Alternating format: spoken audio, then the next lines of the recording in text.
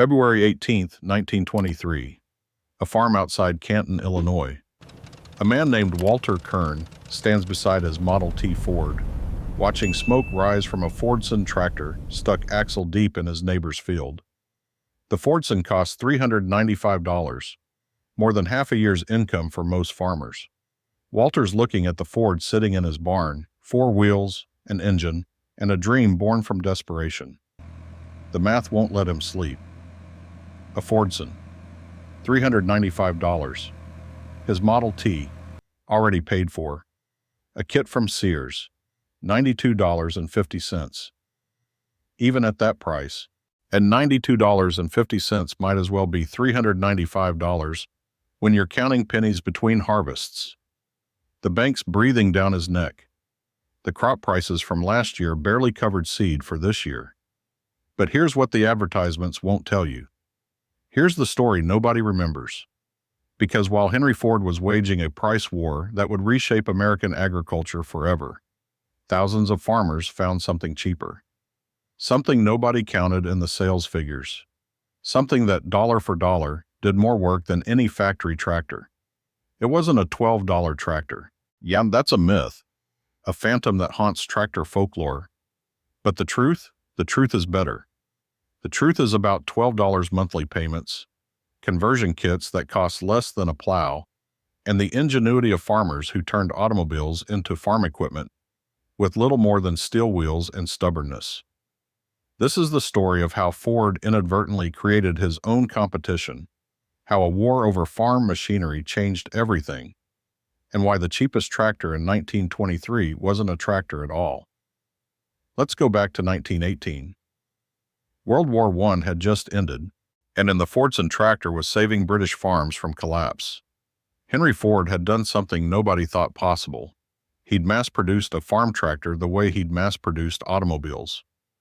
The Fordson weighed 2,700 pounds, produced 20 horsepower, and cost $750.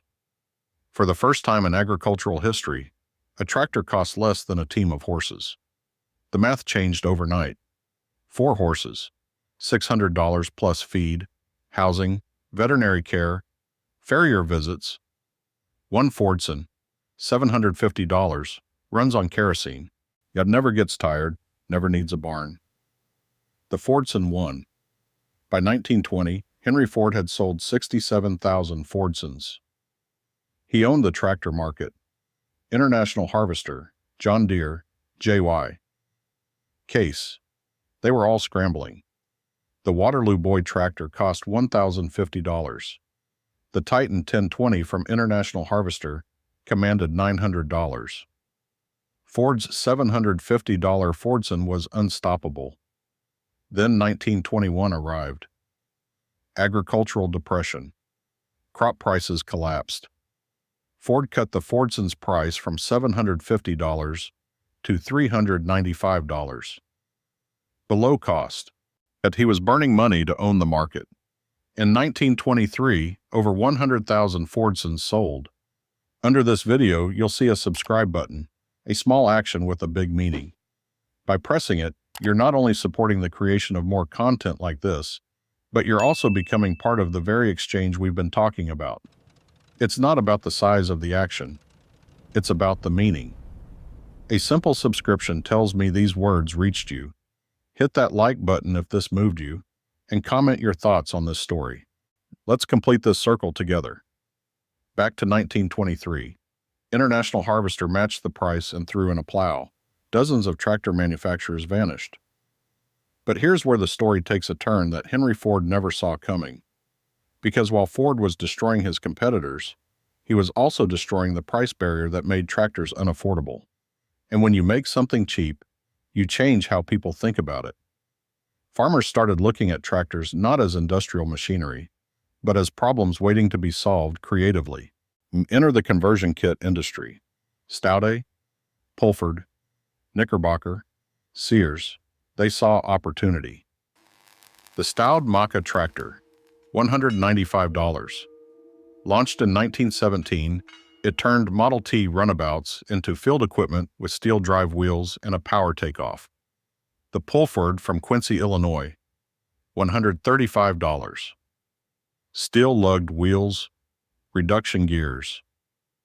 Then Sears with the Thrifty Farmer kit, $92.50. Monthly payments made it possible. That $92.50 spread over 12 months meant $8 to $12 per month. If you already owned the Model T, for $12 monthly, you could plow with it. Drive it to church on Sunday, plow the North 40 on Monday. The Fordson cost $395 up front, or $40 per month, and it sat in the barn when you weren't plowing. The math was simple. Brutally simple. The answer explains why 80 different companies manufactured conversion kits while Ford sold 100,000 Fordsons. But they worked. Sort of. The agricultural press hated them. At Farm Implement News ran editorials warning farmers against these 10 Henrys with tractor wheels on the hind end. They broke down. The Model T engine wasn't designed for sustained heavy load. The transmissions failed, the frames cracked. Farmers built fires under them on cold mornings to warm the oil enough to crank the engine. But they cost $92.50 instead of $395. And in 1923, that difference meant keeping your farm or losing it to the bank. Some farmers went even cheaper. Homemade conversions, salvaged parts, and steel wheels fabricated in local blacksmith shops. These doodlebugs became common during the Depression and World War II, when factory tractors were scarce. A farmer with welding skills, a Model T chassis, and scrap metal could build something that pulled a plow. Nobody knows how many existed, tens of thousands certainly, maybe hundreds of thousands. These weren't counted in sales figures. Ford sold 100,000 Fordsons in 1923 and declared victory in the tractor wars. But how many farmers were plowing with converted Model Ts? But with Doodlebugs, with kits from Sears and Staude and Pullford, the actual market was bigger than Ford knew. The actual competition came from his own Model T. Meanwhile, International Harvester saw the Fordson's limits. It could plow and drive belt equipment, but it couldn't cultivate row crops. Too low, too heavy. In 1923, IH tested a radical new design: high clearance, narrow front wheels, tricycle configuration. They called it the Farmall. Tested 200 units in Texas, terrified it would fail. And it didn't. By 1926, full production. By 1928, Ford abandoned American tractors for the Model A launch. International Harvester suddenly controlled 55% of the market.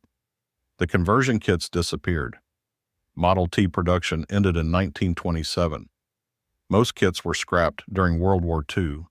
A few survive in museums. So did a $12 tractor outsell the Fordson in 1923? No, but there were $12 monthly payments on $92.50 kits. Homemade conversions built for less. Thousands of farmers mechanized without buying a Fordson. A Ford sold 100,000 Fordsons and declared victory. But how many farmers plowed with converted Model Ts, we'll never know. They weren't counted. The invisible tractor market. The tractor war changed American agriculture. Ford weaponized low prices. International Harvester innovated. And farmers, watching their livelihoods collapse, found ways to mechanize with whatever was cheapest. The Fordson cost $395. But farmers who couldn't afford it didn't quit. They converted Model Ts, made $12 monthly payments, and then kept their farms running. That's the real story of 1923, not Ford's 100,000 sales. The year farmers proved innovation happens in barn workshops, with welding torches, desperation, and $12 monthly payments. The $12 tractor is a myth, but the truth, farmers converting Model Ts for under $100, keeping farms alive with improvised equipment, that's real history. Because it's not about the machine, it's about people who refuse to quit.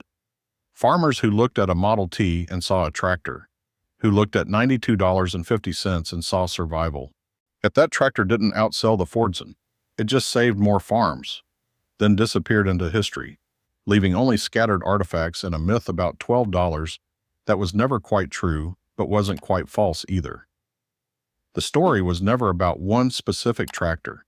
It was thousands of individual solutions, each different, each forgotten, together representing something Ford sales couldn't capture: the determination of people who wouldn't let price tags determine their future. If this story reached you, if it made you see tractors differently, hit that like button. Subscribe if you want more stories about the machines and people who built American agriculture. Comment below with your thoughts. Did your family have a converted Model T? Do you remember hearing about these kits? The story's not over until you add your voice to it. That's what this community's about. Real stories, real history, real respect for the people who made farming possible when the world said it couldn't be done.